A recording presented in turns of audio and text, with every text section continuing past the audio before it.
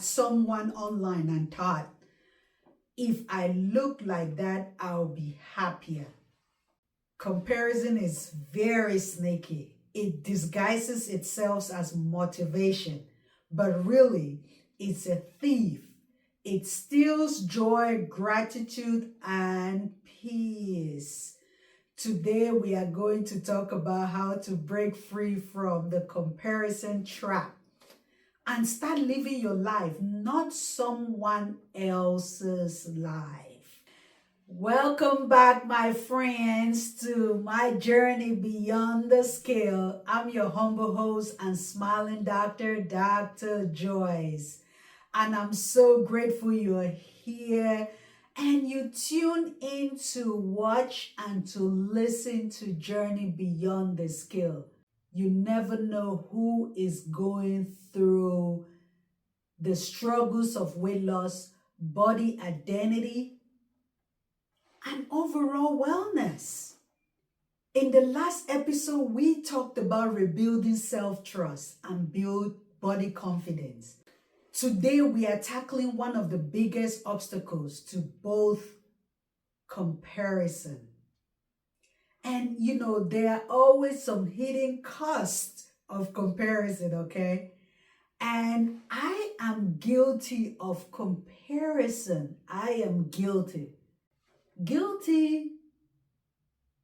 Over the years when I was really obese, when I was big, fat, I kept looking. I would look at somebody and I say, I wish I could be their size. I wish one day I could just look like them so I can feel confident, so I can feel good with my body or in my body. I spent years comparing myself to others, friends, model, influencers, even strangers on the street. But I didn't realize how much energy I was giving away. And like I said, when you compare, you're giving your energy away. Every time I compared, I shrank. Because I look at myself, I bring myself down. I talk bad to myself. I didn't give myself grace. I was measuring my worth against someone else's highlight reels. Yeah. And psychologists call this social comparison theory. The idea that we define ourselves based on how we think we measure up. But here is the problem. It's a game we can't win because the rules keep changing. Oh, talking about social media and the illusion of perfection. I come to realize recently, that what you see on social media, not all what you see on social media is true. Most of the times, there's a difference between content creators and influencers. Influencers are paid to influence something. And so no matter what they're influencing, whether it's true or not, they want to get paid. So they're going to add whatever they feel like is going to trigger you to buy. And there comes the illusion. And most people will see it and, they will think, oh, this is real. All what you see on social media is not real. Social media is a blessing and it's a curse. So don't let that illusion disrupt how you look at yourself. Let's be honest. Scrolling through social media can make you feel like a minefield. Everyone's body looks filtered, sculpted, flawless. What we forget is that social media isn't real life. It's a snapshot. It's curated and it's perfected. You have all this filter, it's not like they show you every single part of what they do in their life in a day. You know, there's a study by an American Psychological Association, and it found that frequent comparison on social media directly increases body dissatisfaction and anxiety. So I had to start asking myself, who am I comparing myself to? And what is it costing me? Yeah, because you want to lose weight, you want to look good, and you look at other people that you say, oh, I want my size, I want my shape to be like them. But we forget to understand that God built everybody differently. And we just have to, accept the fact that we are all built differently and start loving ourselves. Yeah, my stomach is rumbling. There are some cultural expectation and body image that we have to take into consideration. In many cultures, comparison is built into the fabric of daily life.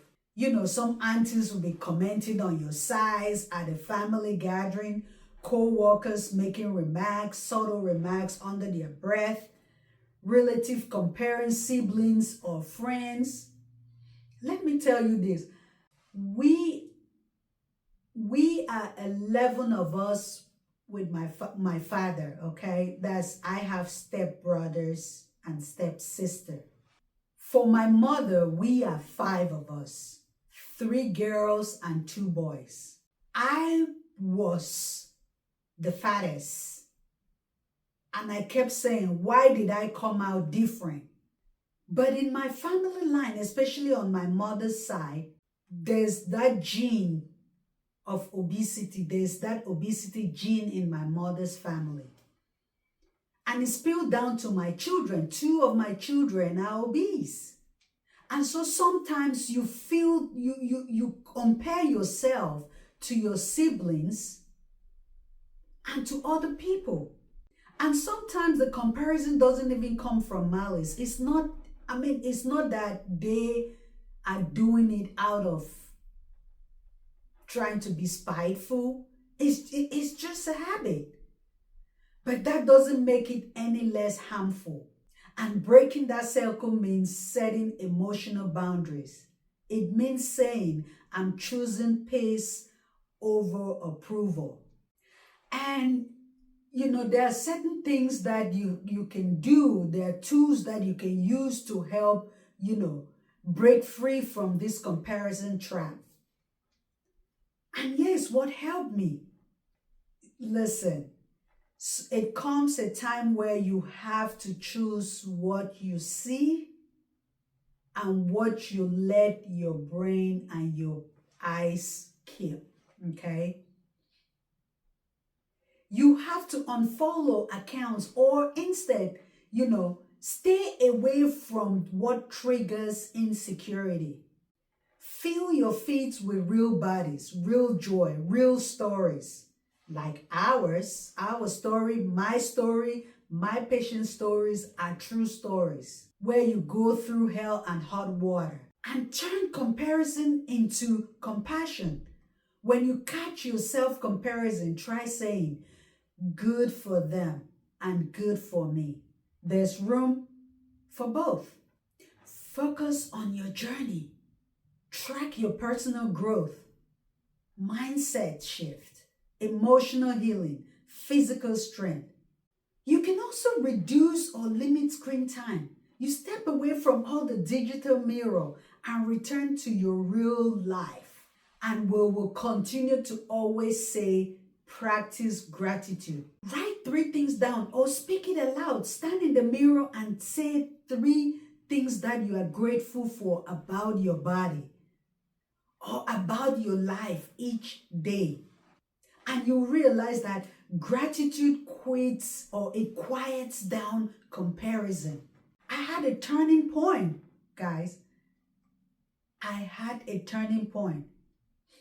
I remember scrolling through old photos one day.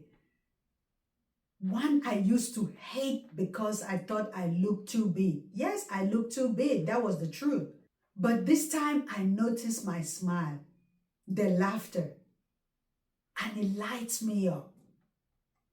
That photo wasn't about my body. It was about my life.